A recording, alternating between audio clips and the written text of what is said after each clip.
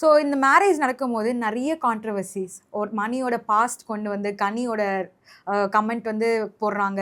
அதுக்கப்புறம் உனக்குலாம் டிசர்வ் ஆகுது அப்படின்னு சொல்லி தனம் திட்டுறாங்க. எண்ட் ஆஃப் த டே ஒருத்தவங்களோட பர்சனல்ல நம்ம உள்ள ரொம்ப இது பண்ண வேணாம்னு நினைக்கிறேன். ஆனா எல்லாருமே சொல்றது என்னன்னா, நீங்க கொண்டு வந்துட்டீங்க அப்படின்னா நாங்க எல்லாமே பேசுவோம் அப்படின்றாங்க. ஆனா எனக்கு மேக்கப் என்குயரீஸ் வரட்டும், டிஎம் எல்லாமே தனா மேக்கப் நல்லா இருக்கு. அதுதான் அதுதான் நானும் எக்ஸ்பெக்ட் பண்றேன். ஏன்னா ரொம்ப எனக்கு இதுக்குள்ள பேச வேண்டாம். நான் ஈவன் தனா கிட்ட அன்னைக்கு பேசும்போதே எதுவுமே நான் கேட்கல. ஜஸ்ட் தனாவா பேசினது தான்.